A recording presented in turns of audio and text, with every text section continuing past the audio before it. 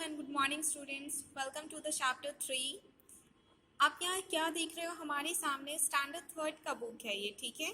जैसा हमने chapter 2 finish करा, चैप्टर 1 किया, तो 1 में तो हमारा सिंपली प्रेयर था, 2 में एक स्टोरी था और थर्ड चैप्टर में भी हमें क्या पढ़ना है, एक स्टोरी ही पढ़ना है। तो इस चैप्टर में हमें king cobra and the ants के बारे में पढ़ना है। स्टोरी का टाइटल क्या है, king cobra and the ants, ठीक है। तो देखिए, सबसे पहला चीज़ इसमें ये चीज़ बताया गया है ना कि जो भी प्राउडी लोग होते हैं, मतलब जो घमंडी होते हैं, उनका हमेशा अंत ही होता है और उनकी उस प्राउड की वजह से क्या होते, सभी लोग उन्हें नापसंद करते हैं, लोग उन्हें देखना पसंद नहीं करते, उनके साथ रहना नहीं चाहते। तो इस चैप्टर में हमें वही पढ़ना है कि कैसे एक प्राउडी, मतलब इसमें ना king cobra and the ants में कोबरा जो है वो एक प्राउडी स्नेक है, ठीक है। तो इसमें हम स्टोरी में जैसा पढ़ेंगे उसके बाद हमें पता चलेगा कि इस स्टोरी में आखिर है क्या। तो let's start with our story. तो देखिए क्या है, once there lived a cobra in a small hole in a forest. एक फॉरेस्ट की बात कही गई है, मतलब एक जंगल है जिसमें कौन रहता था, एक कोबरा रहता था। When he was small, he used to eat little creatures. जब वो छोटा था ना, उस टाइम पे वो छोटे छोटे क्रिएचर्स को खाया करता था। क्रिएचर्स मतलब जीव जंतु होते हैं ना, तो वो छोटे छोटे जीव जंतुओं को खाया करता था। As he grew up, he began to eat bird eggs, frogs, lizards and the small rabbits. और जैसे जैसे वो बड़ा हुआ तो फिर क्या हुआ, उसने खाना शुरू किया बर्ड के एग्स को, मतलब चिड़ियों के जो अंडे होते उसे, फ्रॉग्स को, लिजर्ड्स को और छोटे छोटे रैबिट्स को, खरगोशों को उसने खाना शुरू किया। All animals of the forest were afraid of the cobra. जंगल के सारे एनिमल्स इस कोबरा से बहुत ज़्यादा डरे रहते थे। ये जो किंग कोबरा था इससे बहुत ज़्यादा डर के रहते थे। This boosted up the pride of the cobra. और जब उसे, मतलब उसे पता था ना कि सारे जानवर मुझसे डरते हैं, तो इससे ना उसे और एनर्जी मिलती थी, मतलब वो उसके प्राइड को, उसके गर्व को और वो बढ़ा देता था। मतलब उसका जो घमंड था कि लोग मुझसे डरते हैं, तो इस चीज़ को ये बात और बढ़ा देती थी कि ये जंगल के सारे जानवर उससे डरते थे, ठीक है। He began to think I am the most powerful creatures in this forest. और उसके बाद वो सोचने लगा कि मैं इस जंगल का सबसे ताकतवर क्रिएचर हूँ, मतलब मैं इस जंगल में सबसे ताकतवर लिविंग बींग्स हूँ। Let me move from this small hole to a bigger place. और फिर वो बोलता है कि मुझे ना अब इस छोटे से होल से निकल के किसी बड़े जगह पे चले जाना चाहिए, क्योंकि ये छोटा सा होल ये मेरे लायक नहीं है। मैं इस जंगल का मोस्ट पावरफुल क्रिएचर हूँ, तो मुझे यहाँ नहीं रहना चाहिए। He roamed here and there to find a suitable place. उसके बाद वो यहाँ से वहाँ तक घूमता रहा, मंडराता रहा, ताकि उसे कोई सुटेबल प्लेस मिल सके जहाँ पे वो रह सके।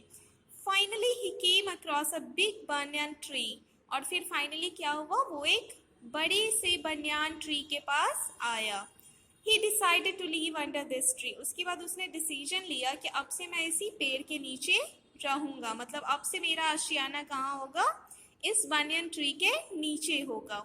There was an ant hill near the tree. और ट्री के पास क्या था, एंट हिल था, मतलब चींटियों का जो होता है ना वो था। The cobra thought there should be no ant hill near my house. तो उसने सोचा मेरे घर के पास में एंट हिल, नो वे। तो वो क्या बोलता है कि मेरे घर के पास में एंट हिल नहीं होना चाहिए। ही हिस्ड लाउडली। उसने बहुत जोर से हिस किया। हिस क्या होता है, स्नेक का साउंड होता है ना, हिस करके। सांप का देखियो ना, मूवी वगैरह में भी दिखाता है स्नेक कैसे होता है, हिश, जैसे नागिन वगैरह में होता है ना, तो वैसे ही हिस्ड लाउडली, वो बहुत जोर से हिस किया। I am king cobra. और बोलता क्या है, मैं कौन हूँ, मैं किंग कोबरा हूँ, the most powerful creature of the forest. मैं क्या हूँ, इस फॉरेस्ट का सबसे पावरफुल क्रिएचर हूँ। I order you little ants to leave at once. तो वो क्या बोलता है, मैं तुम्हें ऑर्डर दे रहा हूँ छोटे छोटे चींटियों कि तुम एक बार में यहाँ से चले जाओ, क्योंकि मैं नहीं चाहता कि मेरे आशियाने के पास जहाँ मैं रहूँ, मेरे घर के पास कोई एंट हिल हो।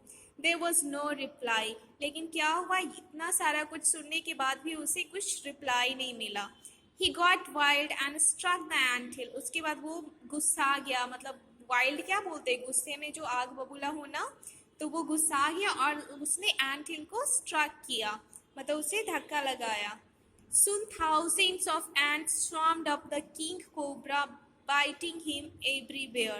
और उसके बाद क्या हुआ, बहुत सारे एंट किसको बोलते हैं, जो इंसेक्ट जो उड़ भी सकता ना, मतलब स्वार्म किसको बोलते हैं, जो इंसेक्ट उड़ भी सकता है।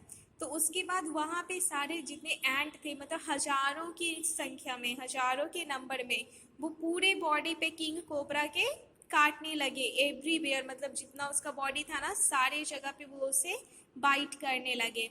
ही could not bear the pain, उसके बाद उसे दर्द बर्दाश्त नहीं हुआ, उसे टॉलरेट नहीं हुआ, वो उसे बर्दाश्त सहन नहीं कर पाया। ही रैन अवे, और फिर क्या हुआ, वो वहाँ से चला गया। He lost his pride before the ends, बताओ एक बड़ा सा मतलब क्या, एनाकोंडा नहीं सॉरी, ये कोबरा था ना, तो एक बड़ा सा किंग कोबरा जिससे जंगल के सारे जानवर डरते थे, जिसे इतना प्राउड था खुद पे कि मैं ऐसा हूँ, मैं वैसा हूँ, मैं बहुत पावरफुल हूँ, तो उसके प्राइड को एक मतलब छोटे से एंट खत्म किया, छोटे से एंट के सामने वो अपने प्राइड को हार गया। तो यही चीज़ यहाँ पे वैल्यू क्या है, देखिए, it is better to be humble than to be proud, हमें हम्बल होना चाहिए, डाउन टू अर्थ, जैसे बोलते हैं ना कि ये बहुत पोलाइट इंसान है, बहुत डाउन टू अर्थ है, मतलब इसे ज़रा सा भी घमंड नहीं है, तो हमें वैसे ही होना चाहिए। Pride always goes before a fall, pride क्या है, वो हमेशा हमें पतन की ओर ले जाती है। This story also teaches us that when small creatures unite and work together, they can face big problems. और इस स्टोरी से हमें ये चीज़ भी पता चल रही है कि जब कभी भी छोटे क्रिएचर्स अगर इकट्ठे हो जाएं, यूनिटी आ जाए उनके अंदर, ठीक है, तो वो बड़े से बड़े प्रॉब्लम को भी फेस कर सकते हैं। ठीक है, आपको स्टोरी समझ आया होगा, तो बाकी इसका वर्ड मीनिंग्स वगैरह वो हम अपने नेक्स्ट चैप्टर में पढ़ेंगे। Till then be safe and thank you.